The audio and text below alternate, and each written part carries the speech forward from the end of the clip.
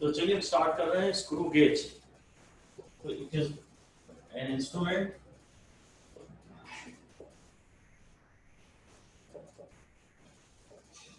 to measure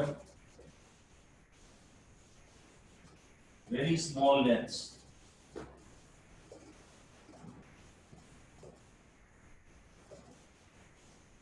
More precisely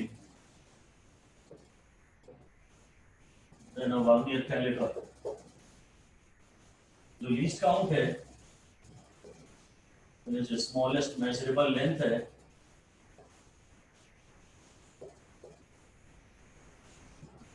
जो smallest measurable length है वो, अगर मैं इसके रूलर की बात करूं, मीटर स्केल की बात करूं मतलब, तो वो होती है 1 मिलीमीटर। वर्नियर कैलिपर की बात करूं जो होती है 0.1 मिलीमीटर। और अभी स्क्रू गेज की बताएंगे तो मोस्टली स्क्रू गेज की बताएंगे तो 0.01 मिलीमीटर हो जाएगी। और डिफरेंट भी हो सकती है, मोस्टली ऐसा होता है 0.01 मिलीमीटर। अब 0.01 मिलीमीटर को सेंटीमीटर में लिख लेते हैं तो 0.001 सेंटीमीटर हो गया।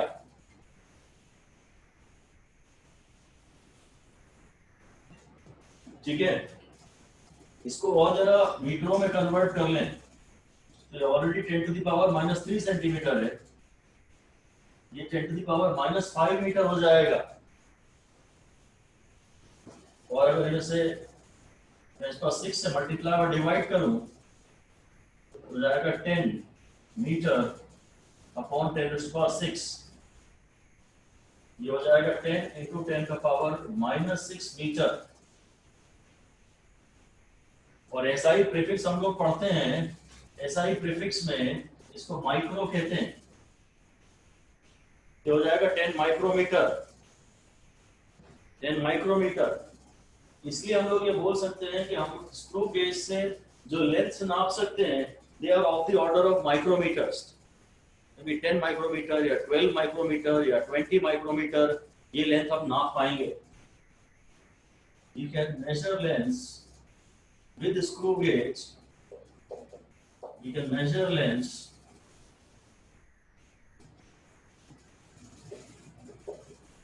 of the order of micrometer, of the order of micrometer. Therefore it is sometimes called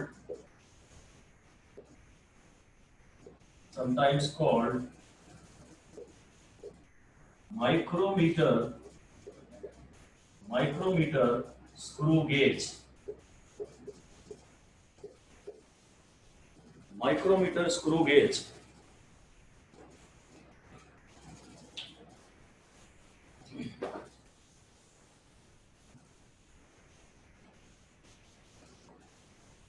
ठीक है,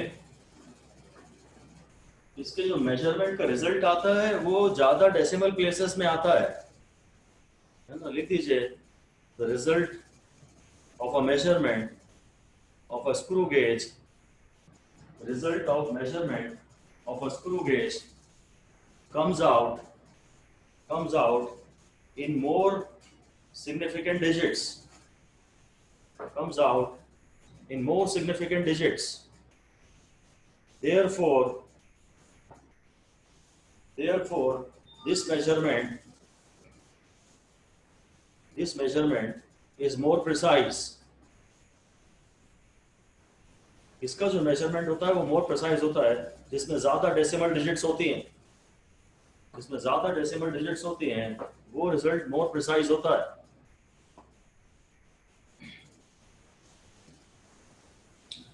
स्क्रू पर ये बेस्ड है। और गेज मतलब लिख दीजिए मेजरिंग डिवाइस।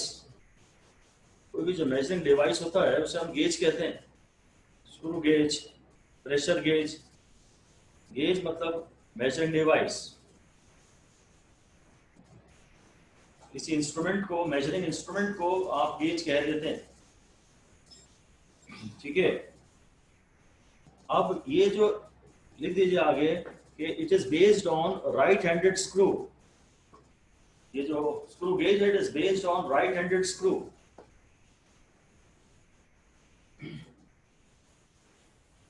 ये ऐसा कुछ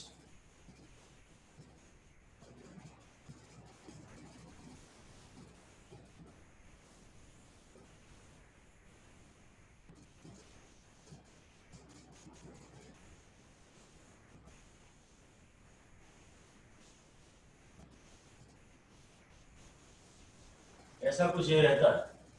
सिंबॉलिकली हम लोग इसे बस ऐसे बना लेते हैं, ये ऐसे थ्रेड्स दिखा देते हैं, ये थ्रेड्स कहलाते हैं स्क्रू के,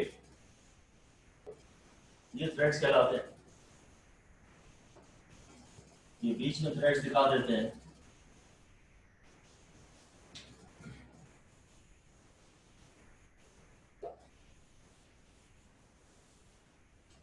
ये स्क्रू आपने घर में बहुत यूज किया हुआ है, स्क्रू ड्राइवर से आपने काफी स्क्रू को कसा हुआ है। आप मुझे ये बताइए, एक राइट हैंडेड स्क्रू को जब आप यहां से देखते हुए क्लॉकवाइज घुमा रहे हैं तो स्क्रू टाइट हो रहा है या खुल रहा है? टाइट हो रहा है। टाइट हो रहा है। हाँ, एक राइट हैंडेड स्क्रू को हम अगर क्लॉकवाइज घुमाते हैं तो स्क्रू टाइट होता है, और जब एंटी क्लॉकवाइज करते हैं तो खुलता है। वेक्टर में जो Maxwell's right hand corkscrew rule है उसमें भी ये बातें सामने आई थी। ये डिस्कशन अभी बड़ा इंपॉर्टेंट रहेगा, ऐसा लिख दीजिए। When a right handed screw is turn clockwise, यहां दिखा सकते हैं, यहां से ये क्लॉकवाइज, ये ऑब्जर्वर है, ये clockwise,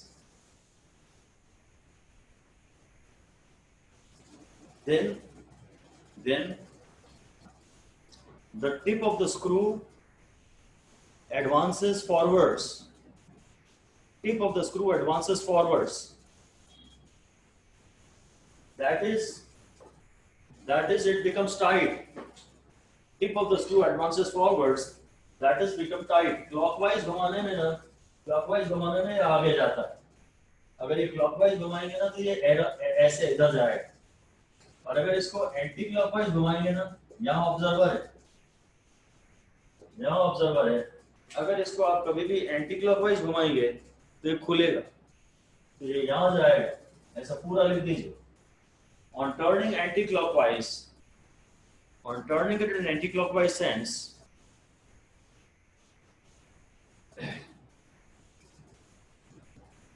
the screw loosens. Screw loosens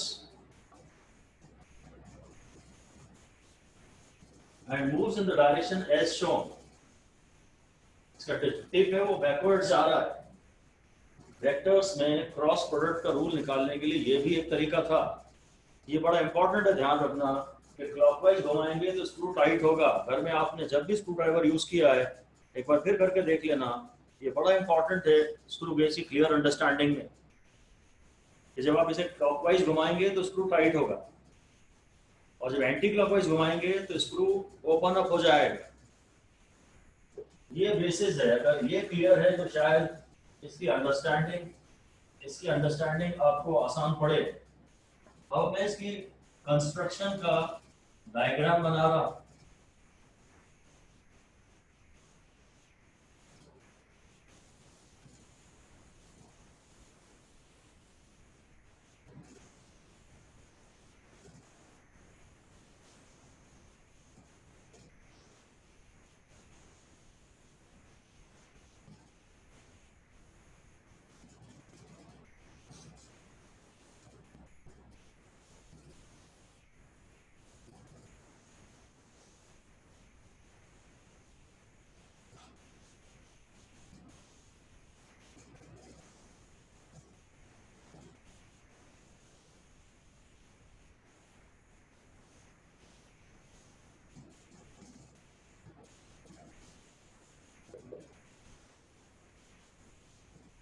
ऐसा कुछ बना सकते हैं, एक रफ आइडिया है इसमें। ये कोई फ्रेम है, ये फ्रेम तो फिक्स ही रहता है पूरा,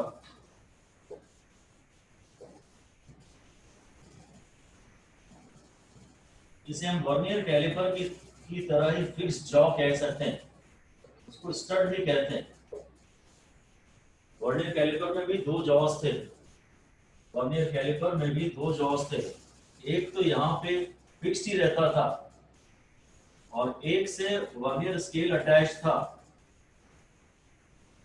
इसको जब हम इधर स्लाइड करते थे तो यहाँ रीडिंग्स आती थी कुछ।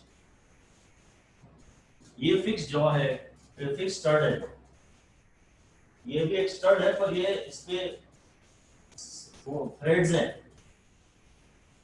इसपे थ्रेड्स हैं। ये स्क्रू है, स्क्रू विद थ्रेड्स, इसमें स्क्रू है और ये थ्रेड्स है।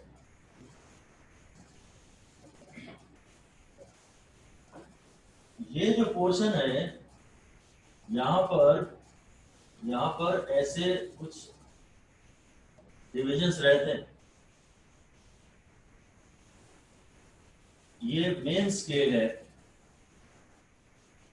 या ये लीनियर स्केल है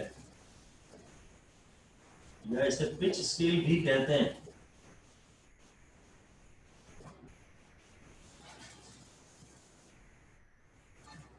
ये सर्कुलर स्केल है, यहां भी कुछ कुछ डिविजन्स हैं। ये सर्कुलर स्केल,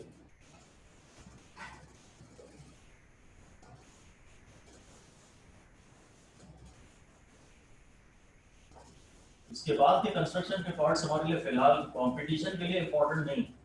अगर स्कूल सिलेबस में आपको कराया जा रहा है, स्कूल में कराते हैं तो उसके क्वेश्चन आएंगे तो फिर बाकी भी देख सकते हैं।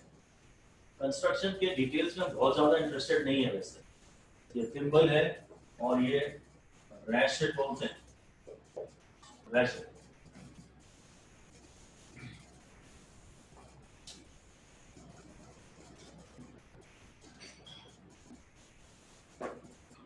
ठीक है, इसका मैं आपको फोटो भी दिखा सकता था स्क्रीन शेयर करके, पर बनते हुए आप देखते हैं तो आप भी एक एक पार्ट जो बनता जा रहा है उसे गैदर करते जाते हैं, उसे रजिस्टर करते जाते हैं, इसलिए मैंने इसे बनाना प्रेफर किया।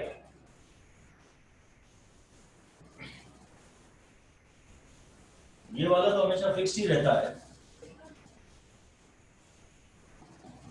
अब ये हम दो ही चीजों में इंटरेस्टेड है, बस मेन स्केल में और सर्कुलर स्केल में। बाकी हमें कुछ बहुत ज्यादा मतलब नहीं है, हम मेन स्केल और सर्कुलर स्केल में ही इंटरेस्टेड हैं बस। इसके अंदर ही ये जो स्क्रू यहाँ आपको बाहर दिख रहा है ना अनकवर्ड, ये इसका बाकी पोर्शन इसके अंदर है। जो मेन स्केल है इसके अंदर, मेन स्केल के अंदर ये स्क्रू है, मेन स्केल के अंदर ये स्क्रू है। जब मैं इसको घुमाता हूं ना, जब मैं इसको यहाँ घुमाता हूँ इधर क्लॉकवाइज, तो ये स्क्रू बाहर आता है ऐसा। जब मैं इसको यहाँ से इसको थिम्बल को या सर्कुलर स्केल को, कायदे से थिम्बल को, जब मैं थिम्बल को ऐसा घुमाता हूँ, क्लॉकवाइज घुमाता हूँ, तो ये जो टिप ऑफ द स्क्रू है दैट एडवांसेस टुवर्ड्स लेफ्ट। और जब मैं इसको टाइट करता हूँ, एंटी क्लॉकवाइज घुमाता हूँ, एंटी क्लॉकवाइज घुमाता हूँ, तो ये खुल के बाहर आ जाता है। ये बात जानना बहुत जरूरी है, इसको साफ साफ लिख दीजिए। When the thimble is rotated clockwise, when the thimble is rotated clockwise, the tip of the screw advances, the tip of the screw advances towards the fixed stud, advances towards the fixed stud.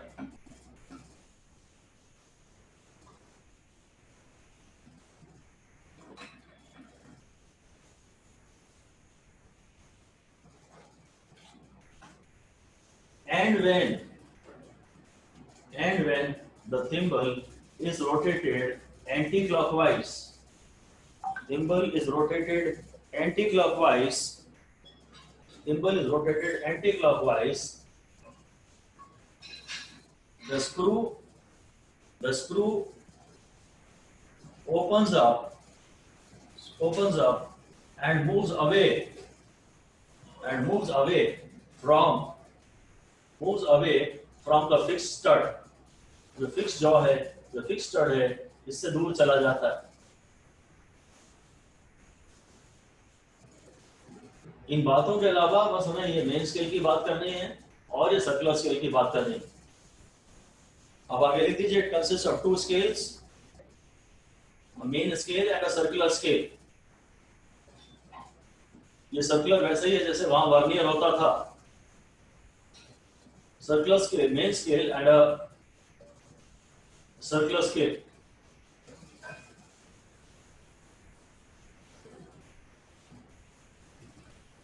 Main scale के ऊपर middle में एक horizontal line है, इसको reference line कहते हैं। ये लिख दीजिए, horizontal line on the main scale, horizontal line on the main scale is called reference line,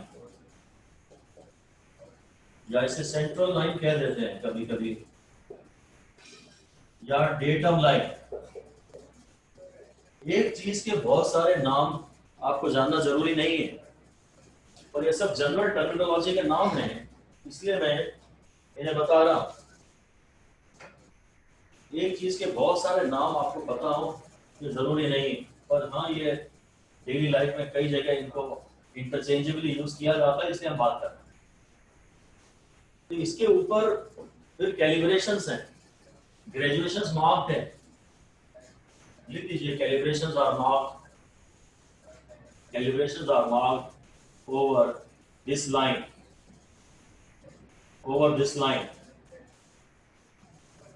ये जो रेफरेंस लाइन है, जो सेंट्रल लाइन है, उस पे कैलिब्रेशंस मार्क किए जाते हैं। और जो मेन स्केल है, इसकी लीस्ट काउंट जरूरी नहीं हमेशा 1 मिलीमीटर हो, पर मोस्टली 1 मिलीमीटर होती है। लिख दीजिए, least count of the main scale, least count of the main scale is 1 millimetre. Least count of the main scale is 1 millimetre.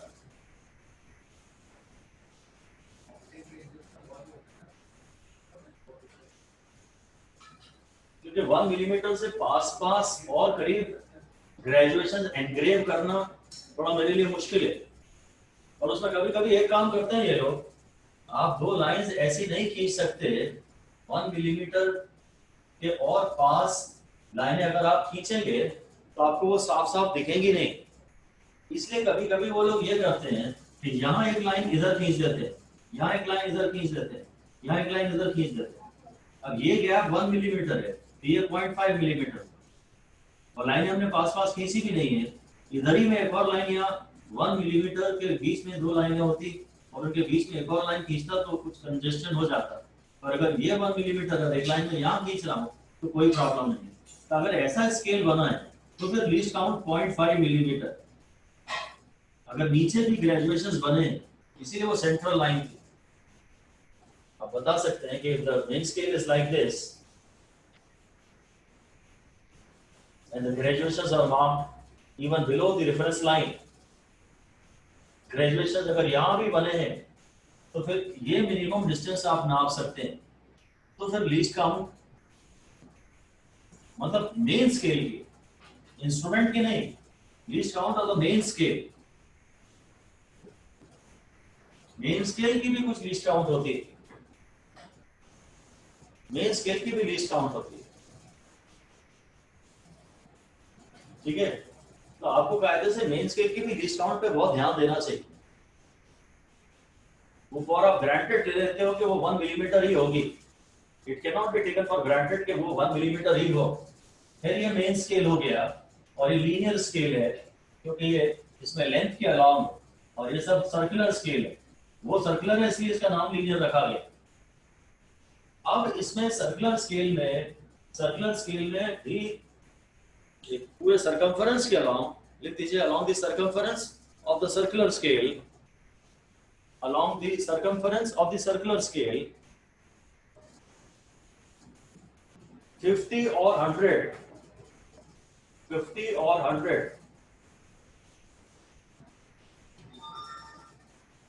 equal divisions are marked। Line खुरस देते हैं, लाइन खींच देते हैं, या 50 होते हैं या 100 होते हैं। यूजुअली हम 100 मान के चलते हैं, क्वेश्चन में वो 50 कुछ भी दे सकता है। मेन बात यह है कि इसके ठीक सामने 0 होता है। जो रेफरेंस लाइन है ना, जो हॉरिजॉन्टल लाइन है इसके ठीक सामने zero of the circular scale होता है, zero of the circular scale होता है। फिर इधर इधर इसके डिविजन्स 1 2 3 4 5 ऐसे होते हैं और इस तरफ ये ऐसे 95 टाइप होते हैं। ये बड़े ध्यान से आप देख लीजिए, जो रेफरेंस लाइन है उसके ठीक सामने कायदे से तो सर्कुलर स्केल का जीरो होता है और ऊपर 5 होता है और नीचे 95 होता है। 1 2 3 4 गिनती 10 से गिनना शुरू करते हैं, 1 2 3 4 5 और घूम के इधर 95 तो हो जाएगा ना, 1 2 3 4 5 और फिर घूम के 95 100 ऐसा हो जाएगा। ठीक है, अब ये क्या है कि इसको आप मूव करते हो और शुरू में जब आप एक्सपेरिमेंट बिगिन करते हो तो इन दोनों को आप टच करा देते हो, ऐसा लिख दीजिए। When we begin the experiment, first the two studs are made to touch each other. First, the two studs are made to touch each other. To record REC of RD, to record the zero error.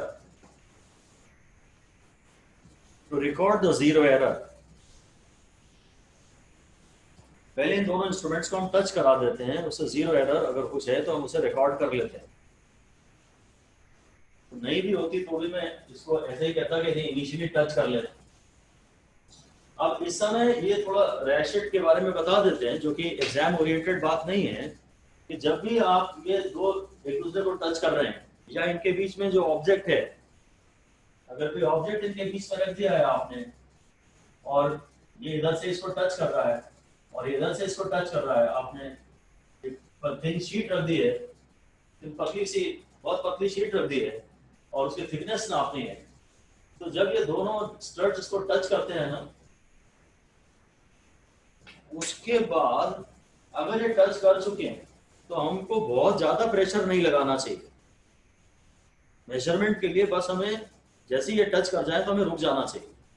उस समय अगर हम रैशेट को घुमाते हैं ना, अगर हमें लग रहा है कि ये टच कर गए तो रैशेट को जब घुमाएंगे ना तो वो वहीं स्लिप होगा, वरना रैशेट को घुमाने से भी आगे चलेगा, वो वहीं स्लिप होगा, आगे नहीं जाएगा और कर कर की उसमें आवाज भी आने लगेगी। तो उससे पता लग जाता है कि अब आप इस पे और प्रेशर नहीं डालना है। बस ऐसा लिख दीजिए, when the two studs touch each other,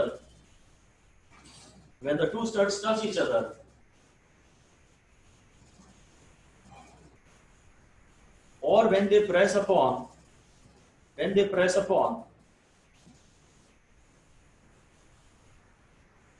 the sheet whose thickness is to be measured, when they press upon the sheet whose thickness is to be measured,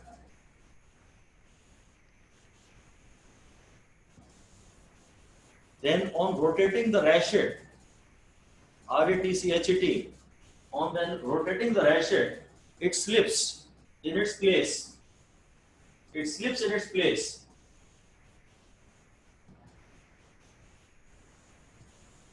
And produces a noise.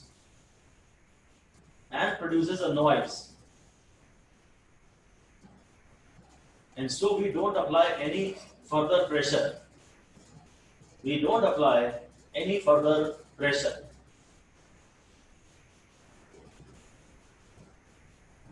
For movement of the screw. अब हमें पता है आगे नहीं जा रहा है, हमें इसे और आगे प्रेस करने की जरूरत ही नहीं। हम खैर मेनली मेन स्केल में और सर्कुलर स्केल में और जीरो एरर में इंटरेस्टेड हैं। ठीक है, ये मेन स्केल का भी जीरो देख लीजिए, यहाँ ये मेन स्केल का जीरो है। तो जब ये इधर मूव करता है ना, जब हम इसको रोटेट करते हैं ना, तो इसके ऊपर ये आगे आता है। ये जो सर्कुलर स्केल है ना, थोड़ी देर बाद यहाँ आ जाता है और थोड़ी देर बाद यहाँ आ जाता है। जब आप टेबल को रोटेट करते हो तो पूरा स्पिंडल मूव करता है, पूरा स्क्रू मूव करता है, और साथ ही साथ ये जो सर्कुलर स्केल है वो भी मेन स्केल पे मूव करता है। ऐसा लिख दीजिए, when the thimble is rotated, when the thimble is rotated, the circular scale, the circular scale also advances, also advances, also moves on the main scale, on the main scale, covering, covering more of its divisions, covering more of its divisions. अगर आप इसे यहाँ से घुमा रहे हैं ना, ये थोड़ी देर बाद यहाँ आ जाए, आप इसके अंदर इसके थोड़े डिविजन्स छुप जाएंगे, ये अंदर चले जाएंगे सारे, covering more of its divisions, बस। अब बात हम सीधे, चलिए अच्छा इसके पिच की कर लेते हैं, तो पिच वगैरह डिफाइन कर लें। पिच यानी smallest distance between two consecutive divisions of main scale, main scale, which is distance between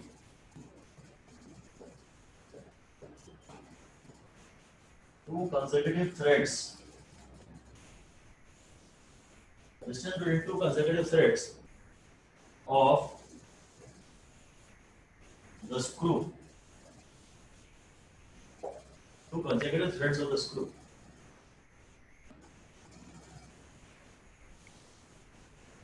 screw के ऊपर ऐसे थ्रेड्स हैं, ये जो डिस्टेंस है ये पिच है, एक्स डायरेक्शन, इसको एक्स बोल देते हैं नॉर्मली क्योंकि एक्स डायरेक्शन में होता है। It is the linear distance, it is the linear distance, linear distance between two consecutive threads of the screw. इस डिस्टेंस को पिच कहते हैं, ठीक है। यूजुअली ये वही 1 मिलीमीटर होती है, ऐसा स्केल ये रहता है, और ये डिस्टेंस 1 मिलीमीटर ही रहता है। जो थ्रेड्स के बीच में डिस्टेंस है 1 मिलीमीटर रहता है।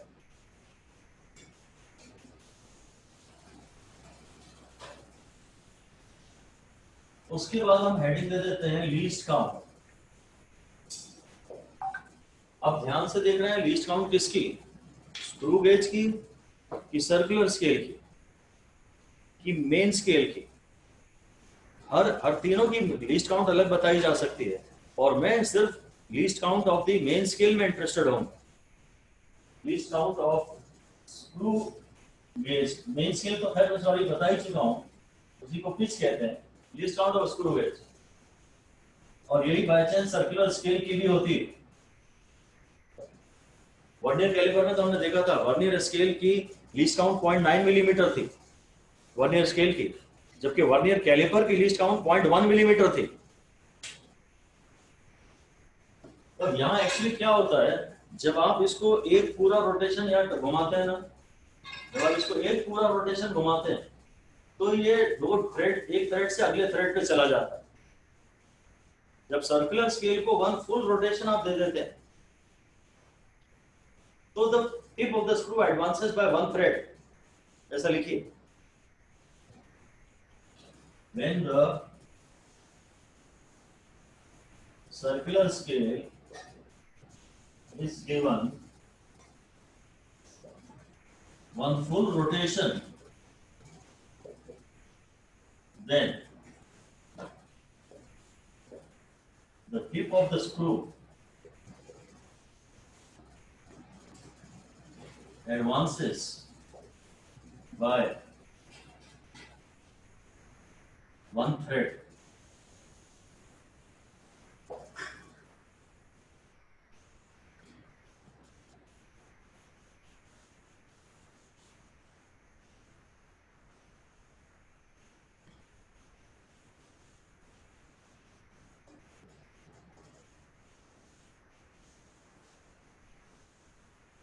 ठीक है, अच्छा, ये इतने बारीक मूवमेंट्स हैं, इतने फाइन मूवमेंट्स हैं कि कई बार हम लोग एक काम करते हैं, अगर पिच भी निकालनी हो ना, पिच भी निकालनी हो तो इसको एक राउंड नहीं देते, इसको 4 राउंड दे देते हैं, क्योंकि एक राउंड में तो हो सकता है थोड़ी बहुत गलती हो गई होगी, पूरा घुमाया कि नहीं घुमाया, और 4 राउंड अगर घुमाने में उतनी गलती हुई तो ज्यादा फर्क नहीं पड़ता। 1 मिनट में वापस पिच को डिफाइन करूंगा। पिच को मैं ऐसा भी कह सकता हूं कि linear distance travelled, linear distance traveled by the screw upon number of full rotations। कभी कभी वो ऐसा डेटा भी देता है कि 4 रोटेशंस में इतना घुमाया, जब इसको 4 रोटेशन दिए तो स्क्रू आगे इतना बढ़ा, और जब सर्कुलर स्केल को 1 full rotation देते हैं, then the tip of the screw advances by 1 thread, that is by a distance equal to 1 pitch, by a distance equal to pitch।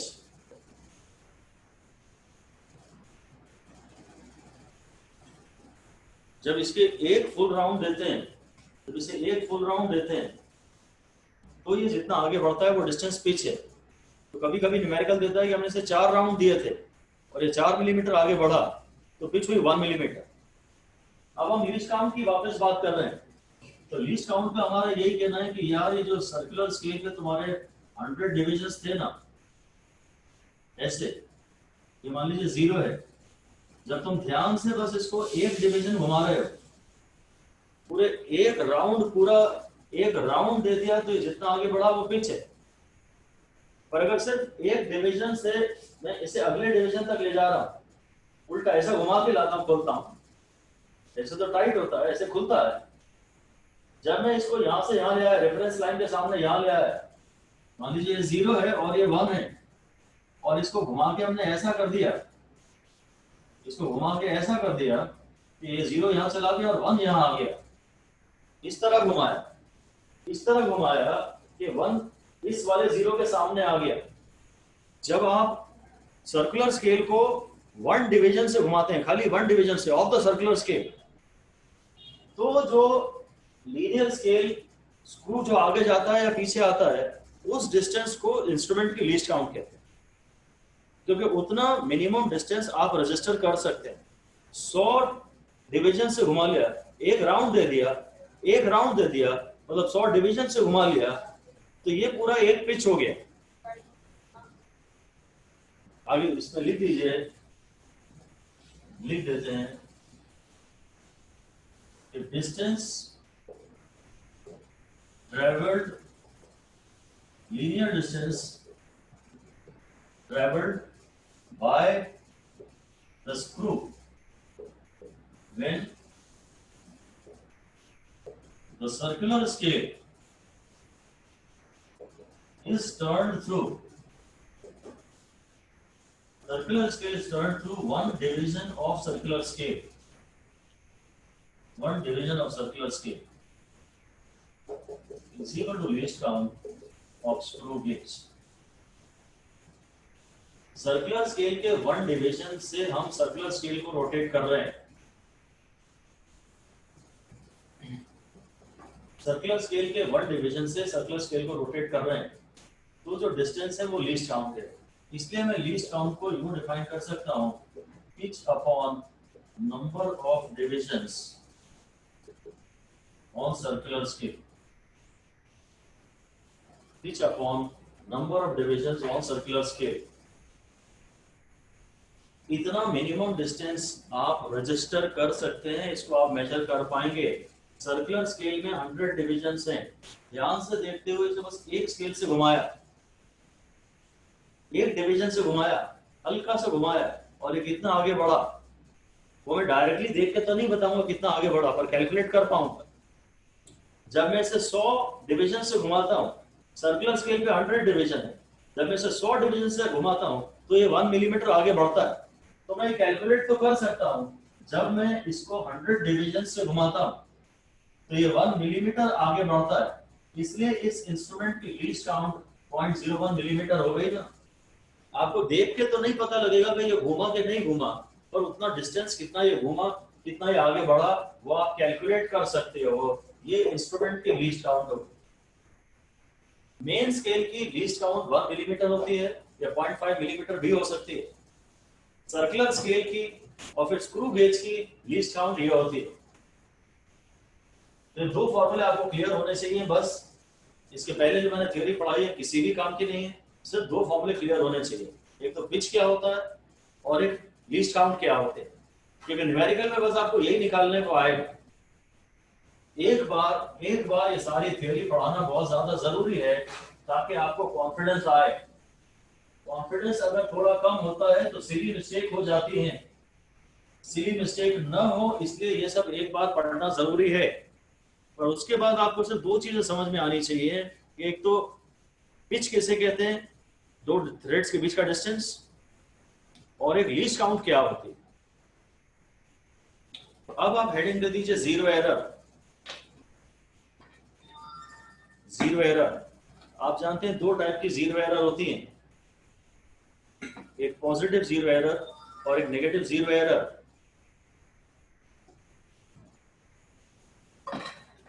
दो टाइप की जीरो एरर होती है, पॉजिटिव जीरो एरर और एक negative zero error.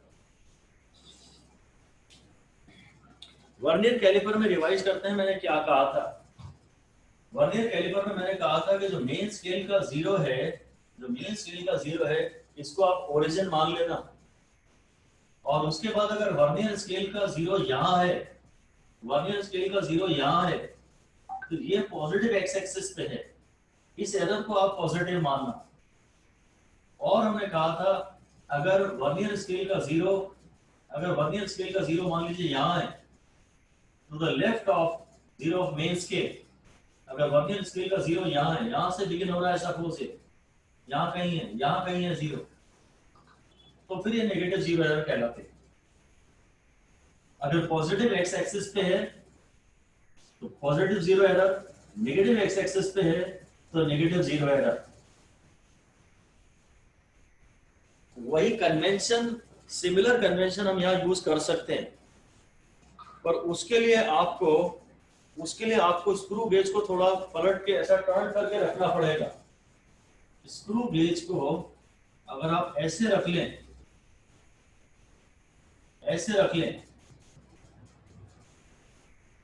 ये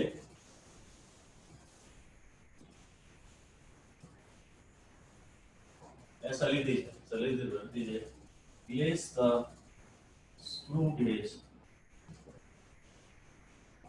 as shown.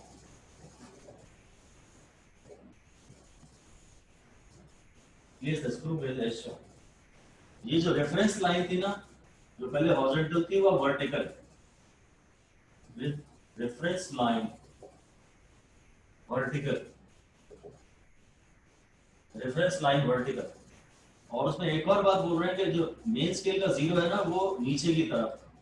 मैं इसको vertical रखने के लिए रेफरेंस लाइन को उल्टा भी रख सकता था, इसको ऐसा भी रख सकता था, और फिर जीरो ऊपर आता है ना, zero of main scale down. Main scale का जो जीरो है वो नीचे की तरफ है। अगर आप ऐसा कर लेते हैं तो फिर हम चाहें तो ये बोल सकते हैं कि सर्कुलर स्केल का और रेफरेंस लाइन का, इस रेफरेंस लाइन का जो पॉइंट ऑफ इंटरसेक्शन है उसको मैं अपना ओरिजिन मान सकता हूं। लिख दीजिए, now the point of intersection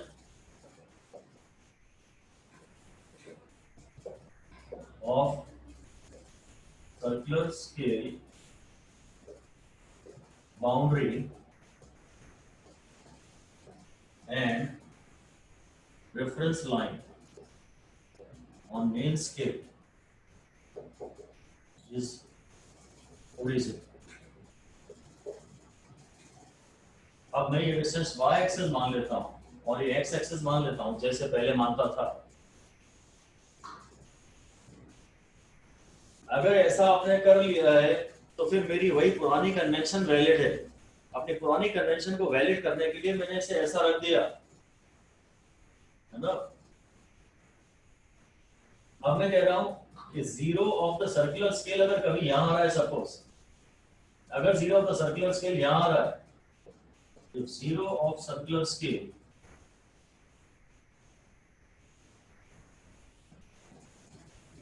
is to the right of reference line,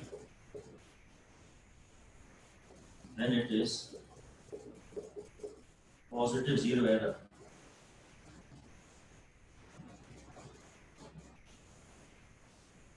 और आप इस तरह से कोई फायदा नहीं होगा, क्योंकि आपको दिया तो सवाल इस तरह से ही दिया जाएगा, पहचानना तो आपको इसे ऐसे ही होगा, पहचानना तो ऐसे ही होगा। इसलिए अगर ये रेफरेंस लाइन है और जीरो यहां है, इसको अगर मैं घुमा दूंगा वापस घुमा दूंगा, तो मैं तो यहां जीरो आने की बात कर रहा हूं ना, यहां ऐसा घुमा दिया मैंने तो ये जीरो नीचे आ गया।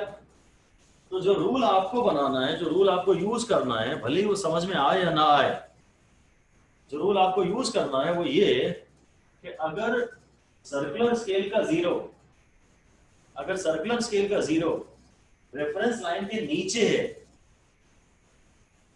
तो ये पॉजिटिव जीरो एरर, ये और बेहतर समझ में आ जाएगी। यहां मैंने समझाने के लिए वर्नियर कैलिपर से रिलेट करने के लिए कहा कि ऐसे रख लो। तो जो वर्नियर कैलिपर में इधर इस तरफ पॉजिटिव जीरो एरर आती थी, वही अब यहां जाके नीचे आ जाएगी। अगर ये y एक्सिस है तो ये वाला x एक्सिस इधर आ गया, इस तरफ प्लस x है, इस तरफ प्लस x है ना, ये प्लस x है। आप तो रूल बना दीजिए, कैपिटल में लिख दीजिए और बस इसी को याद करिए, इसी पे ध्यान दीजिए। इफ जीरो, काफी इंपॉर्टेंट है ये, if zero of circular scale is below the reference line, below the horizontal reference line, then it is positive zero error. Zero का सर्कुलर स्केल अगर नीचे है तो ये पॉजिटिव जीरो एरर है।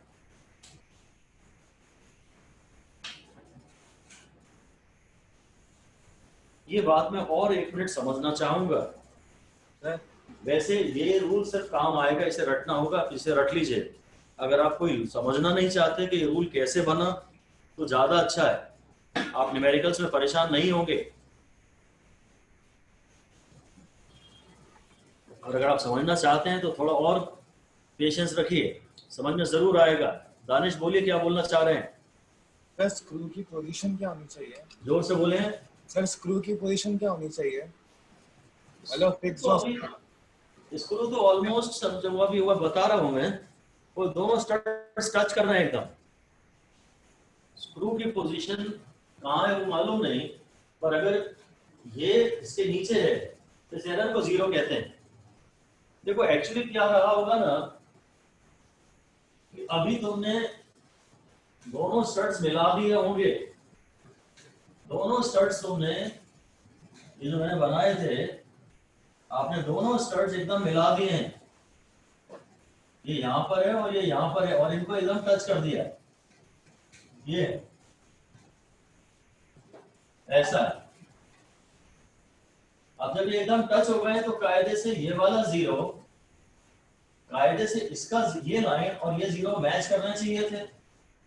अगर जीरो एरर नहीं है, अगर जीरो एरर नहीं है और अभी इनके बीच में कोई गैप नहीं है ना, आप जीरो लेंथ मेजर कर रहे हैं।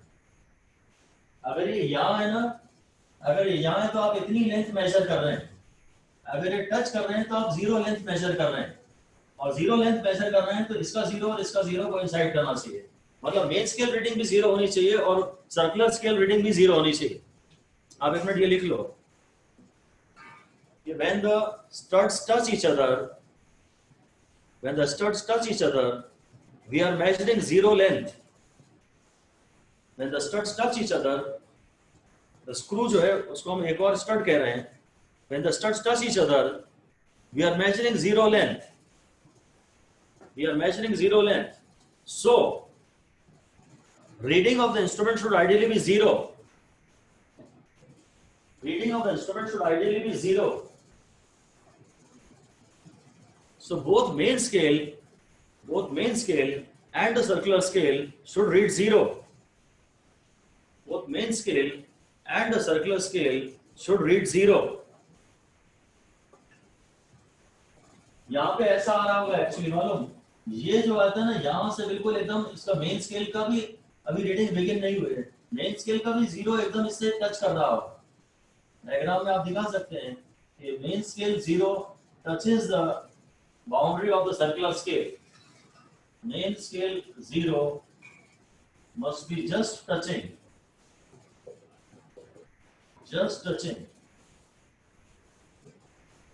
the boundary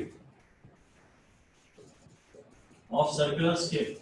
ये मेन स्केल 0 है और ये सर्कुलर स्केल 0 है। सर्कुलर स्केल को कभी कभी वर्नियर स्केल भी बोल देते हैं।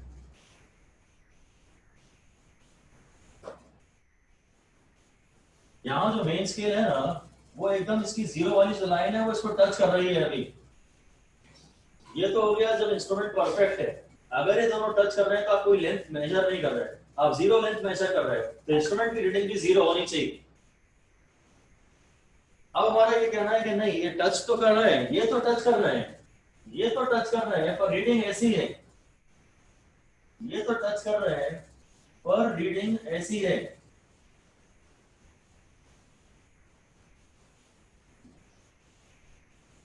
ये ऐसा 0 यहाँ पे है, थोड़ा सा 1 नहीं दिख रहा, 0 के बाद जो पहला डिवीजन है वो नहीं दिख रहा। मेन स्केल का 0 यहाँ पर है और सर्कुलर स्केल में वो 0 कहीं यहाँ चला गया, तो 0 1 2 3 यहाँ पे पढ़ पा रहे हैं। ऐसा डायग्राम ध्यान से बना दीजिए, खाली इतना ही बना दीजिए, पूरा डायग्राम नहीं बना रहे। हाँ, studs are touching each other, studs are touching each other gently, हम लोग ने प्रेशर नहीं लगाया। टचिंग ईच अदर वो वाला पार्ट हमने डायग्राम में नहीं दिखाया, बाकी हम ध्यान से दिखा रहे हैं और थोड़ा बड़ा करके दिखा रहे हैं कि बाकी ये रीडिंग ऐसी है। यहाँ पे 0 दिखाइए मेन स्केल का, ये मेन स्केल, और यहाँ ये ग्रेजुएशंस दिखा दीजिए।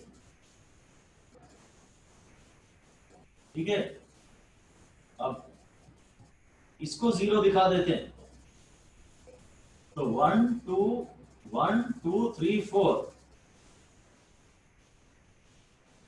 ये है।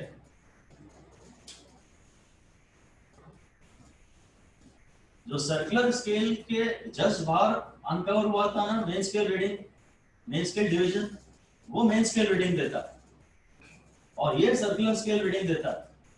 इस समय मेन स्केल रीडिंग है 0 और सर्कुलर स्केल रीडिंग को भी समझना बाकी है। लिख दीजिए the division of main scale just uncovered to the left of circular scale gives main scale reading.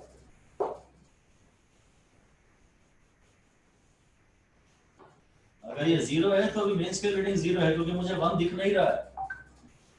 ये मेन स्केल रीडिंग देती है। स्टड्स तो एक दूसरे को टच कर रहे हैं, कायदे से जैसे 0 0 पढ़ना चाहिए था। मेन स्केल तो अभी भी 0 पढ़ रहा है, पर वर्नियर स्केल या सर्कुलर स्केल को देखे भी क्या पढ़ रहा है। अभी इस समय अगर ये नीचे चला गया है तो जरूर आपने इसे ऐसा घुमाया होगा, जरूर जब रीडिंग आई होगी सपोज एकदम 0 0 थे, उसके बाद ऐसा घुमाया होगा तब ये नीचे गया है। मेन चीज ये है कि ये नीचे गया है, तो 4 डिविजन्स सर्कुलर स्केल डिविजन्स के में जो डिस्टेंस है उस डिस्टेंस से नीचे गया। तो जब लेंथ इसकी रीडिंग इस समय पॉजिटिव में है, जब 0 लेंथ है तो रीडिंग पढ़ के बता रहा है 4 डिविजन्स इनटू सर्कुलर स्केल की मेन लीस्ट काउंट। जो 0 होनी चाहिए थी वो प्लस समथिंग है, तो हर बार वो इतनी रीडिंग्स बढ़ा के बताएगा, इसलिए पॉजिटिव 0 एरर ही है ना। Reading of circular scale is equal to 4 into least count of screw gauge. हम क्या देखते हैं? We observe the number of circular scale division. We observe and count. We count the number of circular scale division coinciding with reference line. इस reference line से circular scale पे fourth division coincide कर रहा है, तो circular scale की reading है 4 into least count of the screw gauge, तो वो 4 into 0.01 मिलीमीटर हो गया। मेन स्केल की रीडिंग थी 0 into least count of main scale, तो इसलिए रीडिंग हो गई, ये जो रीडिंग है ये है प्लस 0.04 मिलीमीटर, ये पॉजिटिव जीरो एरर है। जो जीरो लेंथ है that is being read as this, अगर ये 0 कोइंसाइड कर रहे थे, उसके बाद जब मैंने इधर घुमाया तो ये 0 नीचे गया,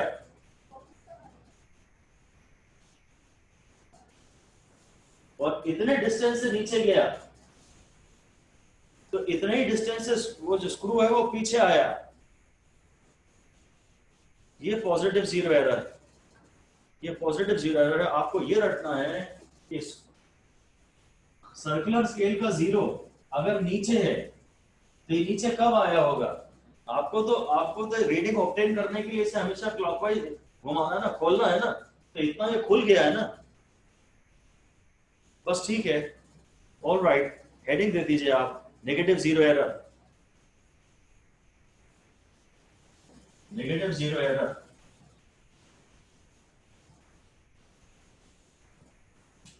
फिर से बात वही है कि जब स्टड्स एक दूसरे को टच कर रहे हैं तभी की हम बात कर रहे हैं, उस समय आइडियली रीडिंग मेन स्केल की भी 0 होनी चाहिए और सर्कुलर स्केल की भी 0 होनी चाहिए।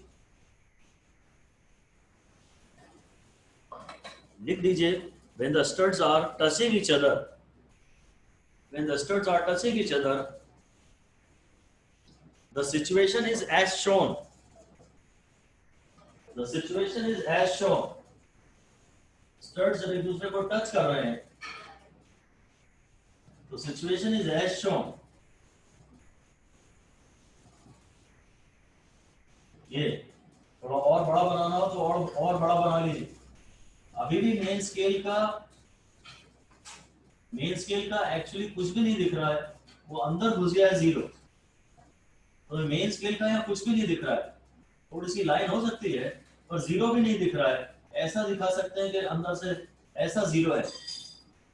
और इस समय अब जरूर आपने इसको यहां आ रहा होगा 96, ये 97, ये 98, ये 99 और ये 100, ये 0 आ रहा होगा, 1 2 3 4, हाँ ठीक। ऐसी सिचुएशन कभी बन गई होगी when 0 lies, when 0 of circular scale lies above reference line,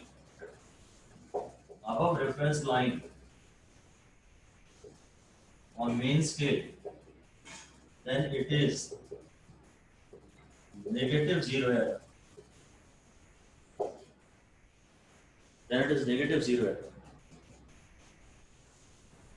इनमें ग्रेजुएशन ऐसे थे, यहाँ 0 था और यहाँ 5 था और यहाँ 95 था। जब मैं ऐसे घुमाऊंगा, एंटी क्लॉकवाइज घुमाऊंगा, ये सॉरी क्लॉकवाइज घुमाऊंगा, तो फिर ये 0 ऊपर जाएगा। ये 96 पड़ रहा है इस समय, ये 96 है, आई बात समझ में? जब मैं इसको ऐसे घुमाता हूं तो 0 नीचे जाता है और ये पॉजिटिव डायरेक्शन कहलाती है। आप ये अलग से फिर से लिख दीजिए, turning the screw in anti clockwise direction is positive direction, anti clockwise direction is positive, बस इतना लिख दीजिए, anti clockwise direction is positive and clockwise direction is negative. Clockwise direction is negative. अब इस समय हुआ क्या होगा कि कायदे से तो 0 को 0 से मैच करना चाहिए था, पर जब ये 0-0 मैच कर रहे थे ना, जब ये 0-0 मैच कर रहे थे, जब ये 0-0 मैच कर रहे थे,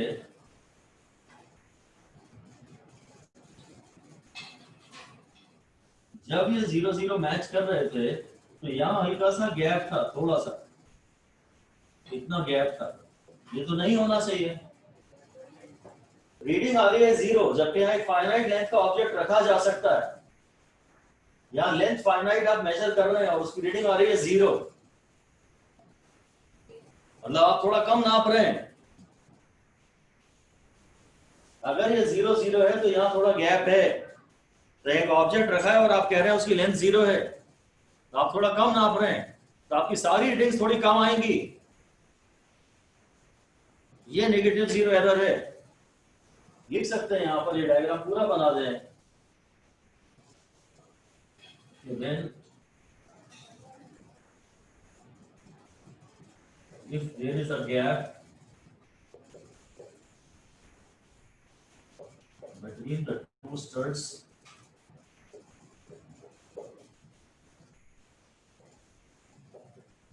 when the scales read 0-0, then a definite length, a finite length, is being read as 0. So all readings will be obtained by this instrument will be a little less. If there is a gap between the two studs, when the scales read 0-0, ये 0-0 पढ़ रहे हैं, then a finite length is being read. यहाँ finite length है, जिसको कि आप 0-0 पढ़ रहे हो, इसलिए आप जितनी भी रीडिंग्स ऑब्टेन करोगे इस इंस्ट्रूमेंट से, वो आप थोड़ी कम करोगे।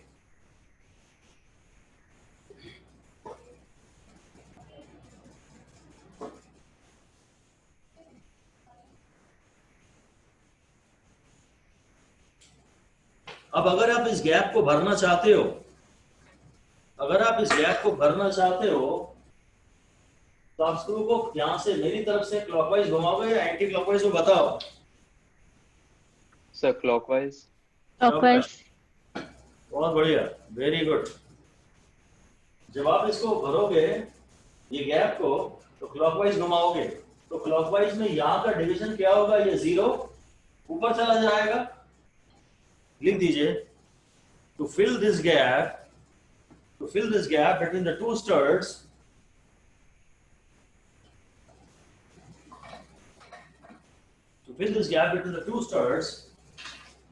we should rotate the circular scale in clockwise sense. Clockwise को caps में लिख दीजिए, in clockwise sense, to make the screw advance forward. In clockwise sense, to make the screw advance forward.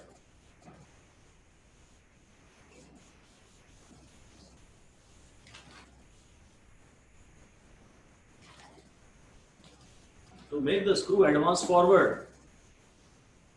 आई बात समझ में? भाई ये गैप था ना, ये गैप फिल करना था, तो इसको ऐसे घुमाया। अब ऐसे घुमाने से सर्कुलर स्केल का 0 कहाँ गया? ऐसा घुमाया ना, सर्कुलर स्केल का 0 यहां था। लिख दीजिए, सो 0 of the circular scale rises upwards. 0 of the circular scale rises upwards. आई बात समझ में? फाइनल फैसला ये हो गया, अगली लाइन में लिख दीजिए, पूरी लाइन कैप्स में लिख दीजिए, स्टार दे दीजिए। When zero of the circular scale lies above, zero of the circular scale lies above the horizontal reference line, the horizontal reference line, then the horizontal reference line, then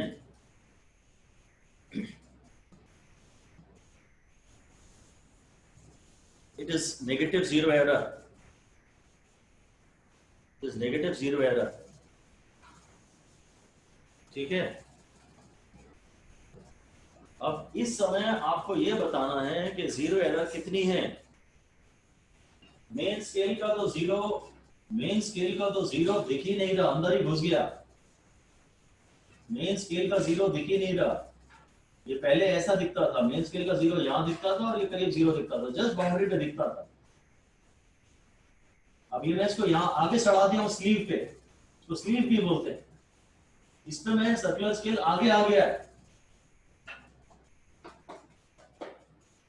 तो अब ये तो छूट जाएगा, ये वाला जीरो, ये जीरो छूट जाएगा, पर फिर ये जीरो ऊपर चढ़ जाएगा, ये जीरो यहां चढ़ जाएगा। समझ रहे हो आप बात को?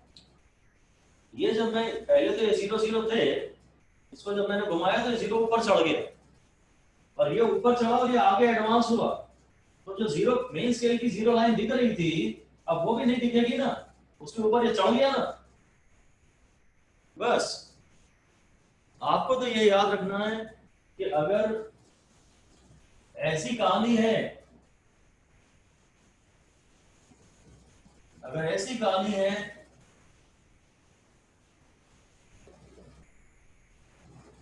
ऐसी कहानी है, मैं तो इसको ये एक्स एक्सिस मानता हूं।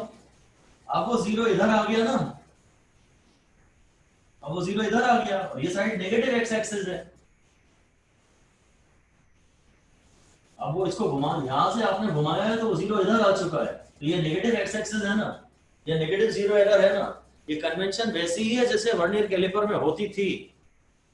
हमसे ये कोई नहीं पूछता, कन्वेंशन कोई नहीं पूछता, और न कहीं कोई पढ़ाता है, न किसी के बस की है, कोई नहीं पढ़ाता। ये नेगेटिव जीरो एरर क्यों है? रूल बता देते हैं कि अगर वर्नियर, अगर सर्कुलर का जीरो मेन स्केल के रेफरेंस लाइन के ऊपर है, तो बता देते हैं नेगेटिव जीरो एरर है। क्यों? ना तो ये कोई पूछता है और ना ये कोई बताता है, और वास्तव में उसकी जरूरत भी नहीं है, आपसे न्यूमेरिकल बनने चाहिए। वर्नियर स्केल की बात याद करा दूं कि मेन स्केल के जीरो को ओरिजिन लेते थे। अगर वर्नियर का जीरो प्लस एक्स एक्सिस पे होता था टू द राइट, तो पॉजिटिव जीरो एरर होती थी, और वर्नियर का जीरो नेगेटिव एक्स एक्सिस पे होता था टू द लेफ्ट, अंदर घुस जाता था, तो वो नेगेटिव जीरो एरर होती थी। अभी भी वही हुआ है, अभी भी वही हुआ है। अगर ये रेफरेंस लाइन के मेन स्केल, सर्कुलर स्केल का जीरो इस तरफ होता, तो वो पॉजिटिव जीरो एरर होती, और अगर इस तरफ है तो वो नेगेटिव जीरो एरर है। अब वापस उसी डायग्राम को पे फोकस करिए जो आपके पास पहले से बना हुआ था, उसी डायग्राम पे फोकस करिए। ये जीरो तो अंदर ही घुस गया है, जीरो तो दिख ही नहीं रहा है, मेन स्केल का जीरो शायद यहाँ है, और खैर सर्कुलर स्केल का जीरो यहां दिख रहा है। ये 1 2 1 2, ये 96 आ रहा है, 97 98 99 के बाद जीरो, ये 96 आ रहा है। ठीक है, तो अब बताइए कि मैं डिविजन्स कैलकुलेट कर, नेगेटिव जीरो एरर कैलकुलेट करने के लिए डिविजन्स कितने काउंट करूं।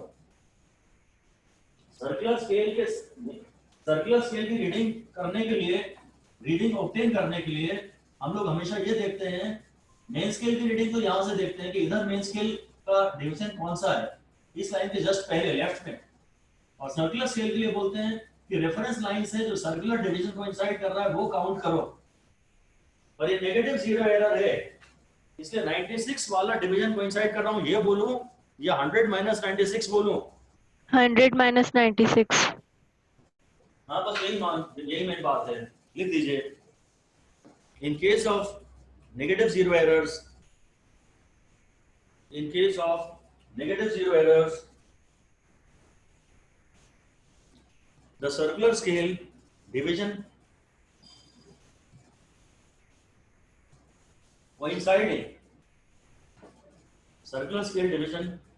coinciding with main scale reference line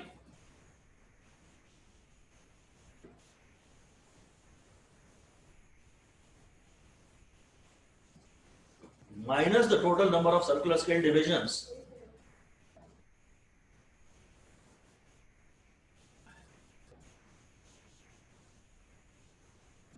minus the number of total circular scale divisions is multiplied with the least count,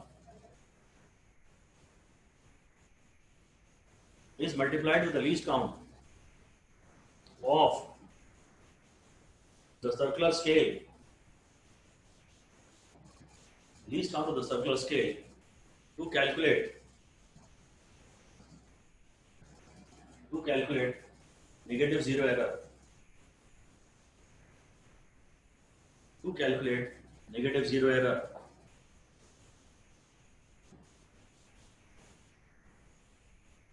आई बात समझ में?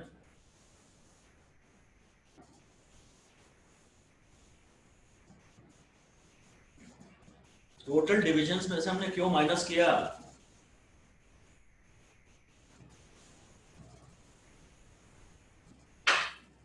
एक्चुअली जो मेरा डिस्प्लेसमेंट है, एक्चुअली जो मेरा रोटेशन है, वो तो 4 टर्न्स का ही है ना।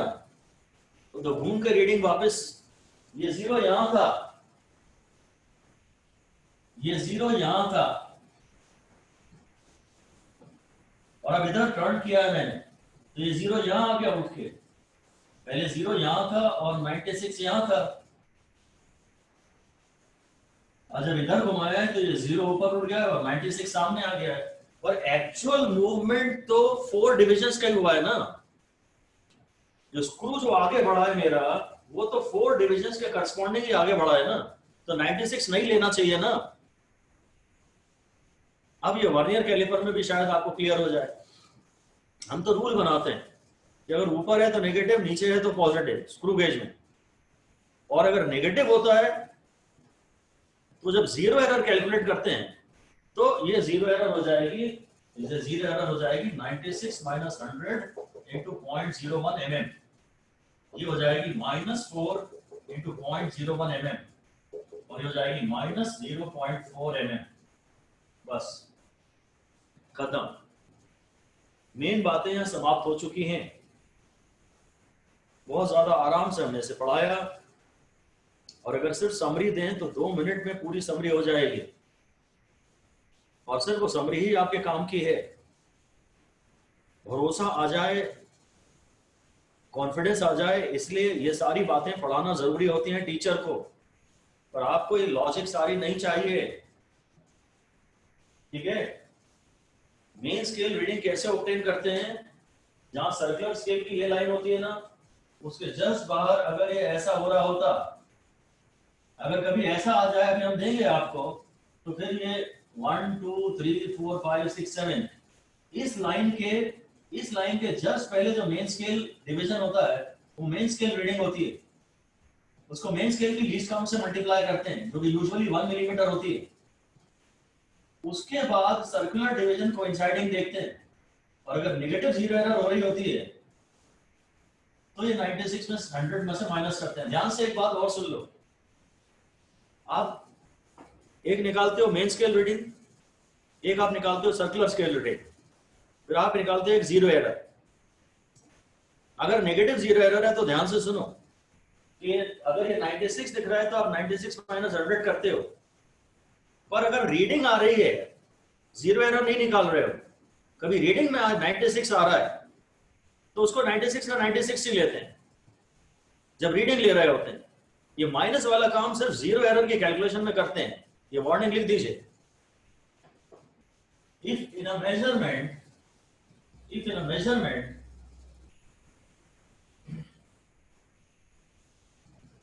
Main scale reference line, main scale reference line coincides with main scale reference line coincides with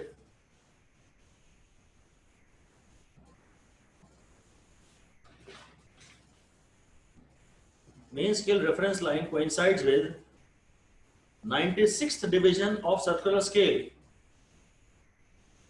96th division of circular scale. Then we do not subtract it from 100. Then we do not subtract 100 from it. Then we do not subtract 100 from it.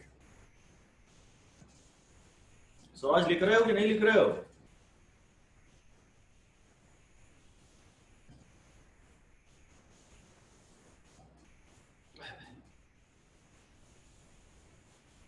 ठीक है, बात समझ में आई? अगर reading के समय 90 कुछ भी आ रहा है 45, 46, 100, 90, 99 तो जो आ रहा है वो लेंगे। फिर से लिख दीजिए only in calculation of zero error, only in calculation of zero error the 96th division is taken as 96 minus 100th division. सिर्फ जीरो एरर की कैलकुलेशन में 96 डिवीजन को 96 माइनस 100 डिवीजन लिया जाता है।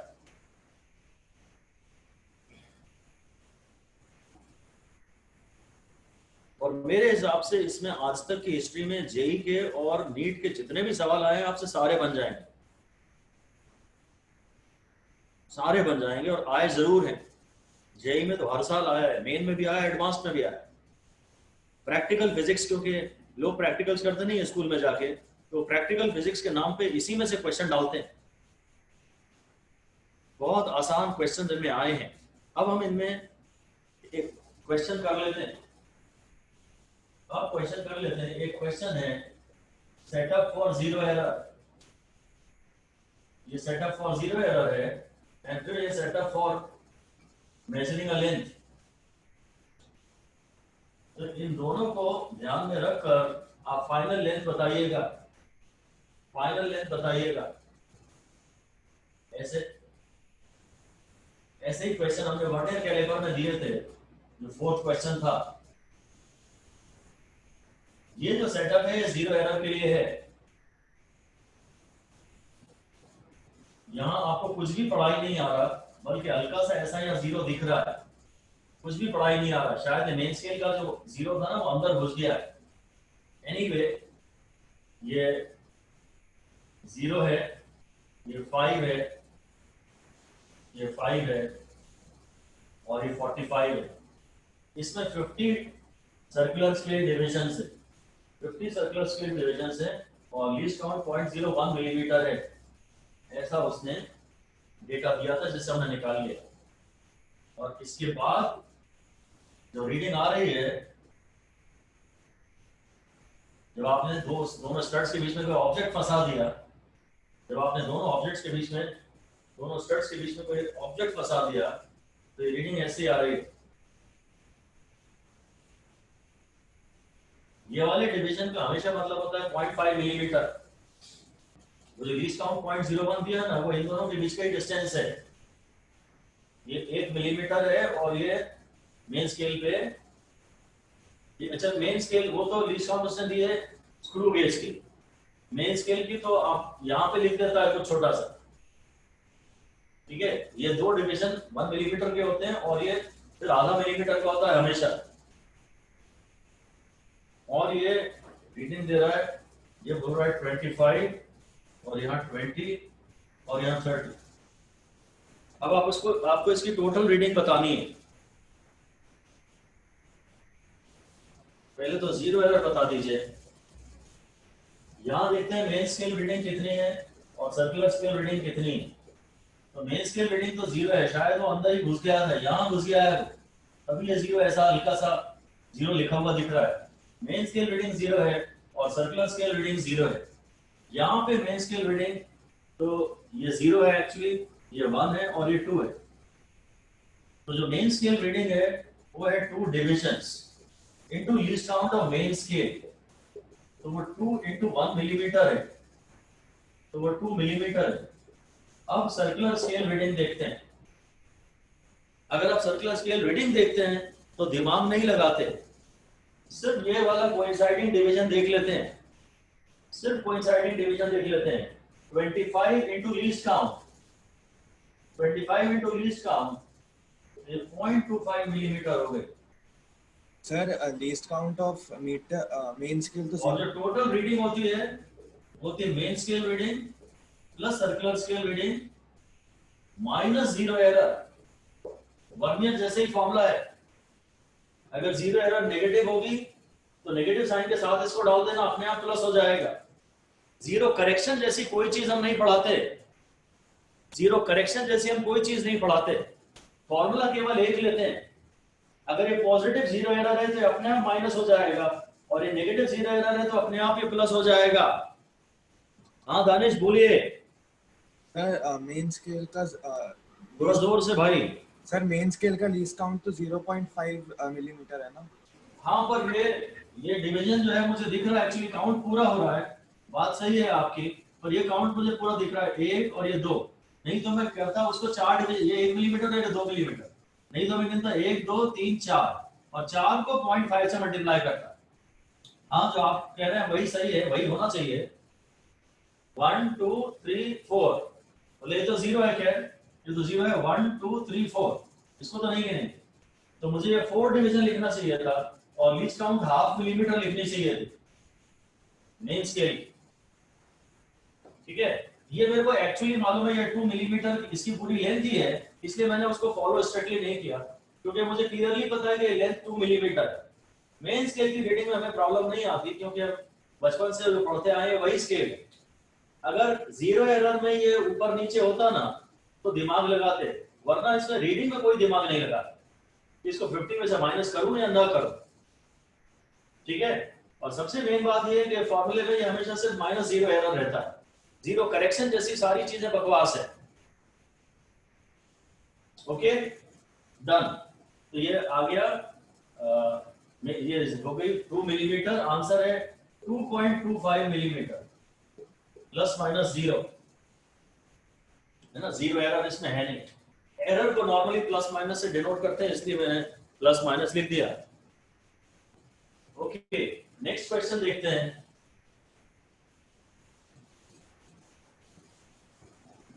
नेक्स्ट क्वेश्चन ये है, जब स्टड से मिला हुआ है, जब जीरो एरर के लिए सेटअप किया है हमने, जब जीरो एरर के लिए सेटअप किया है तो ये रीडिंग है, ये स्थिति है क्वेश्चन नंबर 2 में। जीरो एरर नापना चाहते हैं तो यहाँ ये जीरो पढ़ाई तो आ रहा है, और उसके बाद ये जीरो है, और इधर 1 2 3 4 5, ये ऐसा है, ये 6 हो गया शायद, 7 8 9, छोटा है ये वाला मान नहीं आएगा, ये जीरो है, 1 2 3 4 5 6 7 8 9 10, ऐसी रीडिंग दे रहा है। जब आप जीरो एरर की बात कर रहे हैं, जब आपने स्टड से स्टड मिला दिए तो रीडिंग दी आ रही है, और जब कोई ऑब्जेक्ट आपने दोनों स्टड्स के बीच में डाल दिया, जब ऑब्जेक्ट डाल दिया तो रीडिंग ये आ रही है।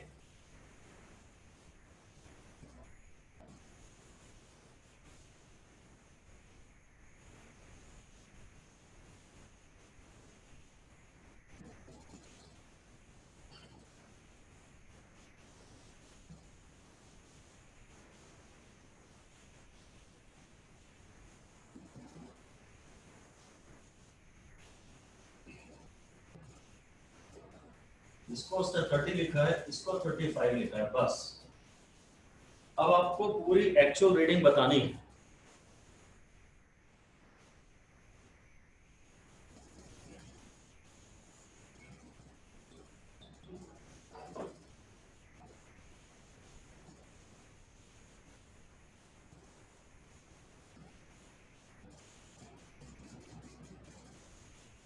पहले जीरो एरर देख लेते हैं। इस समय मेन स्केल रीडिंग तो जीरो ही है, क्योंकि इस लाइन के जस्ट लेफ्ट में मुझे जीरो दिख रहा है।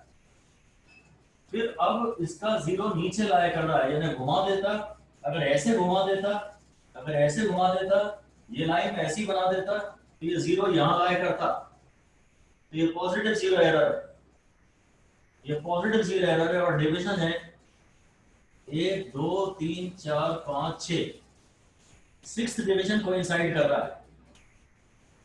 तो सर्कुलर स्केल रीडिंग है 6 into 0.01, तो 0.06 मिलीमीटर। इस समय जो मेन स्केल रीडिंग है वो है 1 और 2 मिलीमीटर, है ना। ये 1 0, फिर ये 0.5, फिर ये 1 और ये 1.5 और ये 2। जो सर्कुलर स्केल की ये जो वर्टिकल लाइन है, बाउंड्री वाली लाइन, इसके जस्ट पहले मेन स्केल की रीडिंग ये है, ये है 2 मिलीमीटर। और जो सर्कुलर स्केल रीडिंग कोइंसाइडिंग है, सर्कुलर डिवीजन कोइंसाइडिंग है, इसमें ऊपर है कि नीचे है कुछ दिमाग नहीं लगाते। 30 31 32, जो हो गया 32। तो जो सर्कुलर स्केल रीडिंग हो गई वो हो गई 32 into 0.01, तो 0.32 मिलीमीटर। अब मैं टोटल ऐड कर देता हूँ, ये मेरी टोटल जीरो एरर आ गई थी, ये टोटल जीरो एरर है, टोटल जीरो एरर है प्लस 0.06 मिलीमीटर। जो टोटल रीडिंग आएगी, टोटल जो लेंथ में मेजर कर रहा हूं वो है 2.32 और माइनस 0.06, है कि नहीं। Main scale reading plus circular scale reading minus the zero error. Zero error positive आए या नेगेटिव आए, हम बाहर केवल एक माइनस लाएंगे आएंगे। अगर ये नेगेटिव आएगा तो अंदर इसके नेगेटिव डालेंगे, ये काम हो गया।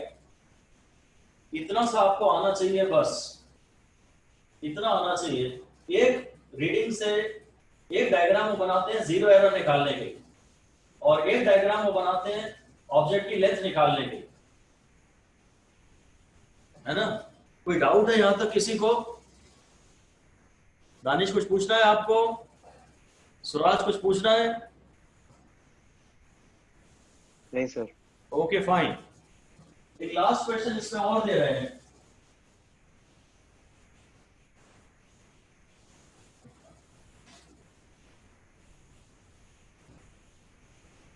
ये जीरो एरर वाला सेटअप है,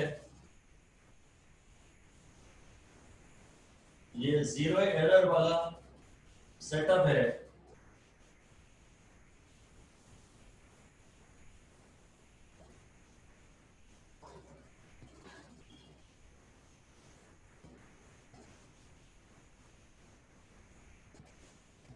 और ये ऑब्जेक्ट की लेंथ जब आप नाप रहे हैं, जब दोनों स्टड्स टच कर रहे हैं तब ये है, और जब दोनों स्टड्स के बीच में एक ऑब्जेक्ट है तब ये है।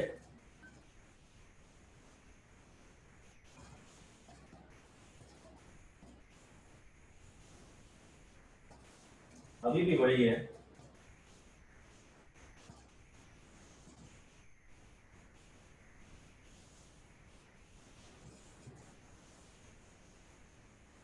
ऐसा है। अब आपको टोटल बताना है।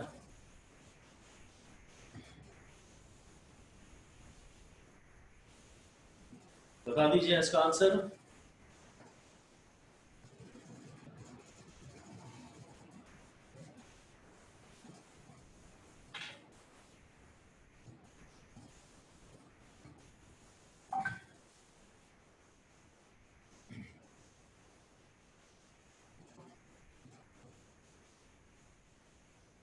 कुछ नहीं दिख रहा हो तो आप मुझसे पूछ लीजिए। सर टोटल सर्कुलर स्केल, या दानिश जोर से बोलो। Sir circular scale division total कितने हैं? फिर से बोलो जोर से। Sir total circular scale divisions कितने हैं? हाँ वो वही क्वेश्चन चला रहा है, 50 है। 2.21। नहीं 2.21 तो नहीं है सही इसका आंसर। यहां से शुरू करते हैं, यहां से शुरू करते हैं। जीरो ऊपर है, पहले तो मेन स्केल रीडिंग इसकी जीरो है, और सर्कुलर डिवीजन जो कोइंसाइडिंग है वो 0 1 2 है। तो सर्कुलर स्केल रीडिंग है 2 into 0.01, 0.02 मिलीमीटर। पर पता नहीं पॉजिटिव है कि नेगेटिव है, वो मिस हो रहा है आपसे। ये नेगेटिव है एक्चुअली, क्योंकि इसका जीरो ऊपर लाई कर रहा है ना। अगर मैं इसे ऐसा घुमा देता, ऐसा घुमा देता, ये वाली लाइन ऐसी बना लेता, तो ये जीरो लाइन यहाँ आती, ये ओरिजिन है, और वर्नियर में ये नेगेटिव होता था, नेगेटिव एक्स एक्सिस पे। इसको 90 डिग्री ऐसा घुमा दो, अब इस हॉरिजॉन्टल लाइन को वर्टिकल बना दो, तो ये वाला जीरो यहाँ इस तरफ आ जाएगा, नेगेटिव साइड। ये नेगेटिव एरर है। इसमें जो मेन स्केल रीडिंग है वो तो क्लियरली पूरी मिलीमीटर्स में ही मुझे पता है, और जो सर्कुलर डिवीजन कोइंसाइडिंग है वो तो गिनती तो यही करूंगा 20, 21, 22, 23। सर्कुलर डिवीजन कोइंसाइडिंग है वो 23 है, तो जो सर्कुलर स्केल रीडिंग है वो है 0.23 मिलीमीटर।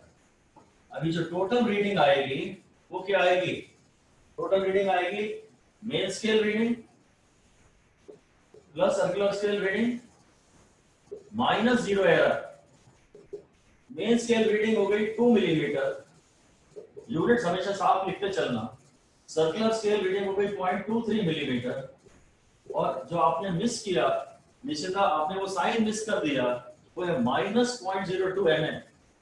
बस तो हो गया 2.23, और ये माइनस माइनस हो गया प्लस, हो गया प्लस 0.0, तो 2.25 mm इसका सही जवाब आ गया। आई बात समझ में? अगर ये बन जाएगा तो आपसे सारे सवाल बन जाएंगे, अगर ये बन जाएगा तो सारे सवाल बन जाएंगे।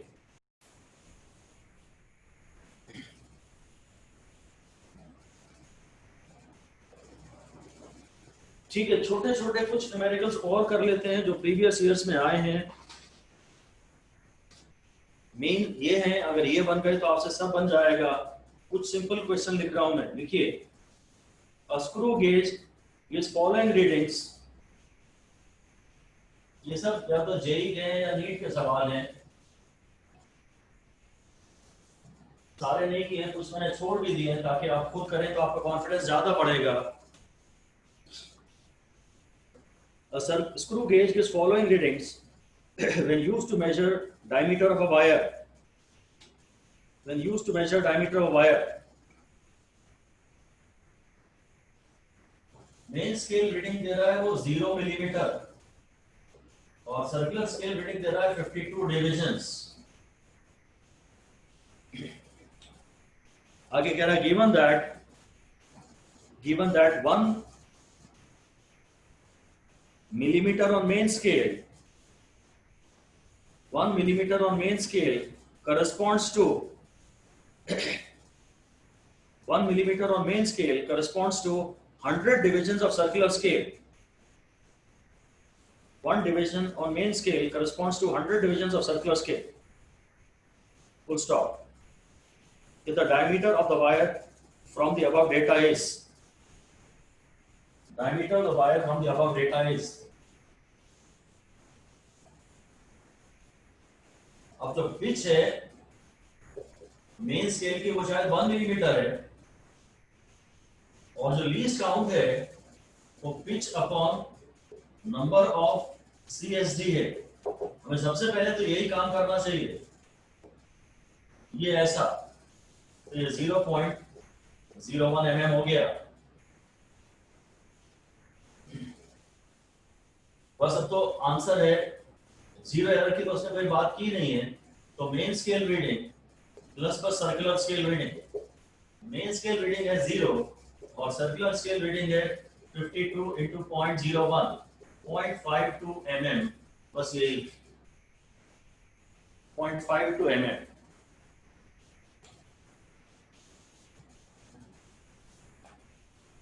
ठीक है, आपको पिच और लीस्ट काउंट और के ज्यादा सवाल आते हैं, और हद से वो जीरो एरर मेंशन कर देते हैं। डायग्राम देख के जीरो एरर निकालने का सवाल तो आया नहीं। अगला क्वेश्चन लिखिए।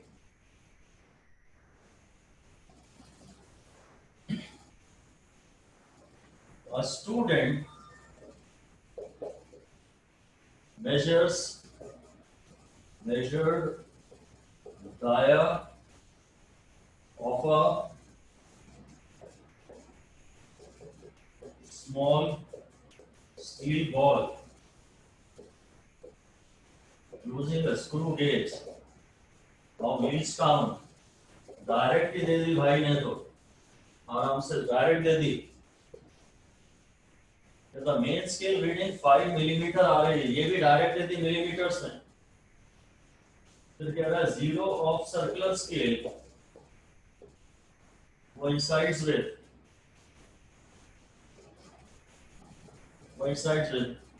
25 division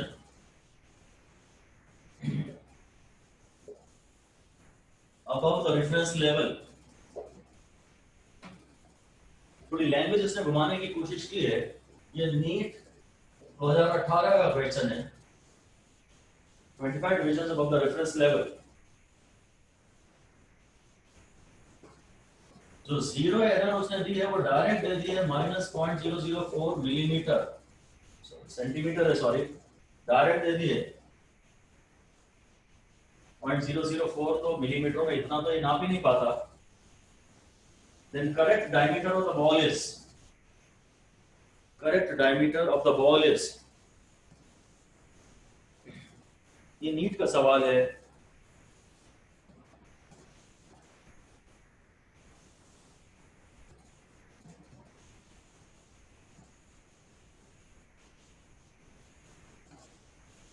फाइव 5.29 हाँ, यूनिट के बगैर कोई आंसर मत दीजिए। 5.29 मिलीमीटर। ओह, गलती हो गई। मिलीमीटर की सेंटीमीटर। अच्छा, 5.29 आप बोल रहे हैं, ठीक है, शाबाश, ठीक है, ऑलराइट, ठीक है, सही कह रहे हैं आप। देखते हैं अपन। मेन स्केल रीडिंग तो उसने दे दी सबसे पहले, मुझे मेन स्केल रीडिंग चाहिए प्लस सर्कुलर स्केल रीडिंग चाहिए, -0 एरर करना है, ये मेरा आंसर होता है हमेशा। मेन स्केल रीडिंग उसने ऑलरेडी 5 मिलीमीटर दे दिया है, तो ऐसे ही कॉपी कर लेता हूँ। अब इस लैंग्वेज को आपने ज्यादा ध्यान नहीं दिया हालांकि, पर थोड़ी उल्टी पुल्टी लैंग्वेज है, गड़बड़ लैंग्वेज है। यार 25 को लीस्ट काउंट से मल्टीप्लाई करना है, और लीस्ट काउंट उसने यहाँ ये भी डायरेक्ट ही दे दिया था, ये भी डायरेक्ट ही दे दिया था, बड़ा दयालु था। ये मिलीमीटर में है, मैं इसको भी सेंटीमीटर में ही लिख लेता हूँ। ये 0.5 सेंटीमीटर है, क्योंकि ये भी सेंटीमीटर में दिया हुआ है। एंड माइनस ऑफ 0.004, बस बात ही खत्म। क्योंकि 0.5, क्योंकि 0.025 प्लस 0.004, ये 0.5, 00, फिर 0.025 और 0.004, तो ये 0.529 सेंटीमीटर इसका आंसर है। ये पेपर डायरेक्ट का पेपर का भी 2018 का ही क्वेश्चन, बहुत ही लेटेस्ट। जी, डायग्राम से जीरो एरर देखने का सवाल दें तो थोड़ा मुश्किल है, क्योंकि उल्टा 100 में से माइनस करना पड़ता है जितने भी टोटल डिविजन है। या ये सब डायरेक्ट ही दे दिया है, डायरेक्ट दे दिया है। बस वो ये कह रहा है कि zero of the circular scale coincides with 25 divisions above the reference level. मतलब ये मेन स्केल, ये रेफरेंस लेवल है, और सर्कुलर स्केल का जीरो यहाँ आ रहा है जहाँ 25 होता था। कुछ उसने प्रेजेंटेशन थोड़ा डिफरेंट तो किया है। Zero of the circular scale coincides with 25 division above the reference level. Reference level के ऊपर से 25 आता था, वहां जीरो आ रहा है। थोड़ा बोलने का उसने कोशिश तो की है, आपका ध्यान शायद नहीं गया हो, वरना उसने घुमाने की कोशिश तो की। एनीवे, ये रैंक डिसाइडिंग क्वेश्चन होते हैं, बहुत रेयर स्टूडेंट कर पाते हैं इसको, बहुत रेयर, क्योंकि ये प्रैक्टिकल फिजिक्स सबकी वीक होती है, स्पेशली डमी वालों की। ओके, अगला क्वेश्चन लिखिए। Two full rotations of circular scale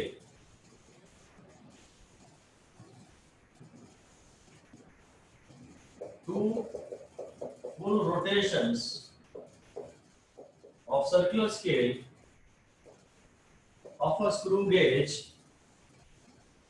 covers a distance of 1 millimeter on its main scale.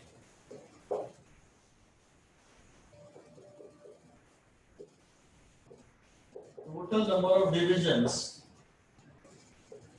on circular scale is equal to 50. Screw gauge is a zero error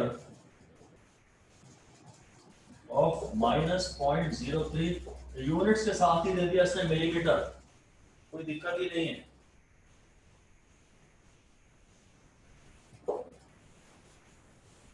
while measuring the dia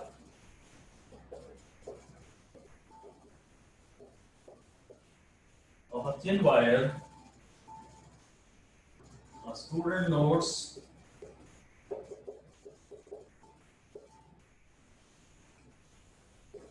main scale reading of 3 millimetre, ये भी divisions में नहीं, directly millimetre में ही दे दिया है। And number of circular scale divisions in line with main scale is equal to 35. Diameter of wire is ये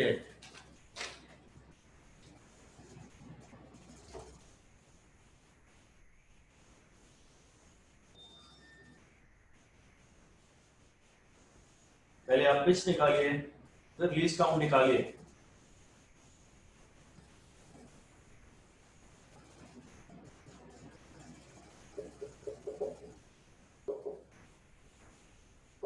अगर मैं पिच निकालूं तो linear distance traveled upon number of rotations, तो ये 1 मिलीमीटर अपॉन 2 हो जाएगा, मेरे ख्याल से 0.5 मिलीमीटर हो जाएगी पिच। तो लीस्ट काउंट है pitch upon number of circular scale divisions. एक सर्कुलर डिवीजन से घुमाएंगे स्टूडेंट को तो कितना एडवांस आगे होगा स्क्रू, तो वो 0.5 अपॉन 50 हो गया, वो वापस 0.01 मिलीमीटर ही आ गया। ठीक है, और इसके बाद अब आपको रीडिंग लेनी है। रीडिंग है main scale reading plus circular scale reading minus 0 error, और मेन स्केल रीडिंग उसने डायरेक्ट दी हुई है 3 मिलीमीटर, यूनिट पूरी साथ ही लिख दिया करो। सर्कुलर स्केल रीडिंग में 35th डिवीजन कोइंसाइड कर रहा है, 35 into 0.01, और 0 एरर भी डायरेक्ट ही उसने दी हुई है कहीं -0.03। बस ये हो गया आंसर। कितना आया? 3.38 mm। 3.38 मिलीमीटर। ठीक है, न्यूमेरिकल आपसे सब आराम से बनेंगे आपके। न्यूमेरिकल वर्नियर के भी और स्क्रू गेज के भी सारे आपसे बनेंगे। एक बार वर्नियर के जो नहीं बने हो आज दोबारा ट्राई कर लीजिए, और नहीं तो मुझे भेज दीजिए।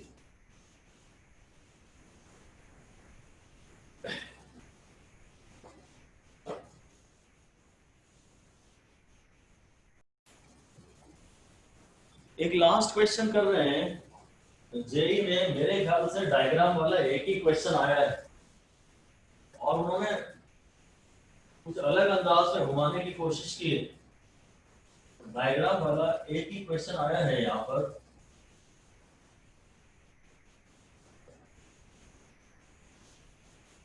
पहले तो वो कह रहा है ये रीडिंग मैंने 0 एरर के लिए ली है।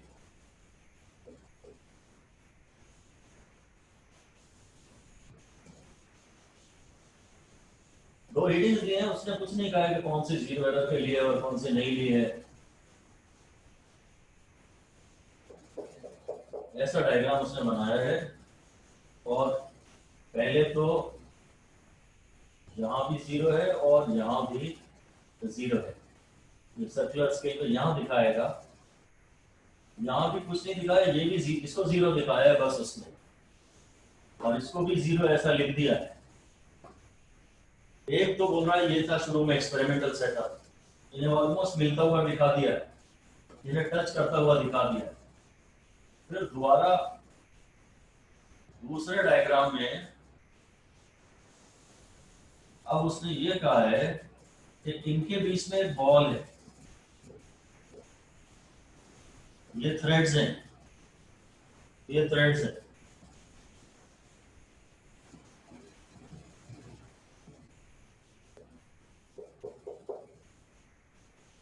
डायग्राम में अगर दिखा देता है क्वेश्चन तो वैसे ही थोड़ी दिक्कत बढ़ जाती है। और इसने यहां बस लिख दिया है 2 और इसके सामने लिख दिया है 25 और कुछ नहीं दिया है। यहां 2 लिख दिया है। ये प्रेजेंटेशन उसने चेंज किया है बस। इस तरह से कभी किसी ने कोई क्वेश्चन नहीं देखा होगा, थोड़ा ये ऐसा ही नयापन डालते हैं। अब ये अगर अंदर 25 लिखा है तो ये 2 तो ऑलरेडी हमें पता है ना क्या होगा, और तो कुछ हो भी नहीं सकता। ये मेन स्केल रीडिंग होगी। फिर आगे कह रहा है circular divisions, circular number of circular scale divisions. Circular scale divisions है 50। पूरा दिया हुआ इसने आगे, कहता है it moves 0.5 millimetre on main scale for rotation, for one rotation, जब सर्कुलर स्केल को हम एक रोटेशन देते हैं ना तो 0.5 मिलीमीटर आगे बढ़ जाता है। बस डायमीटर ऑफ द मोबाइलिस डाया आप नाप रहे हैं, वो डाया कितना है। पहले पिच निकालिए। इसको जब एक रोटेशन फुल देते हैं सर्कुलर स्केल को तो जो डिस्प्लेसमेंट होता है वही पिच होती है। जो पिच है वो तो डायरेक्टली 0.5 मिलीमीटर। आंसर दिया किसी ने कुछ? 2.25। हाँ, वंडरफुल, एक्सीलेंट, बहुत बढ़िया। अब पिच तो हो गई। अब लीस्ट काउंट देखते हैं। लीस्ट काउंट है pitch upon number of CSD, upon number of CSD। तो फिर वही हो गई 0.5 मिलीमीटर अपॉन 50, तो 0.01 मिलीमीटर। अब जरूर ये जो मेन स्केल रीडिंग है वो मिलीमीटरों में ही होगी। यहाँ कैलिब्रेशंस मिलीमीटरों में होंगे। जो मेन स्केल रीडिंग है वो एम्बिगुअस है, वो उसने कुछ नहीं बोली है, वो मैं 2 मिलीमीटर ले रहा हूँ। और सर्कुलर स्केल रीडिंग को मैं 25 इंटू 0.01 ले रहा हूँ। और जीरो एरर कुछ है नहीं। ये जेई का क्वेश्चन है, शायद 2014 का। जेई मेन में भी आते हैं, जेई एडवांस में भी आते हैं, और ये डिफरेंस बनाते भी हैं। 2018 में हमारे यहाँ एक स्टूडेंट था, AIR 43 आई थी उसकी, और ये स्क्रू गेज वाला सवाल उससे नहीं बना, जबकि हमने बहुत सारी मेहनत की थी उसके साथ कि वो कुछ भी करके टॉप 10 में आ जाए। बहुत सारी मेहनत की थी, पर स्क्रू गेज वाला क्वेश्चन छूट गया, नहीं हो पाया था उससे, जबकि बहुत डायरेक्ट था। एक्स्ट्रा बहुत सारा इधर उधर का पढ़ाया। Anyway, so this is the story. ठीक है, so that is all for now. Thank you.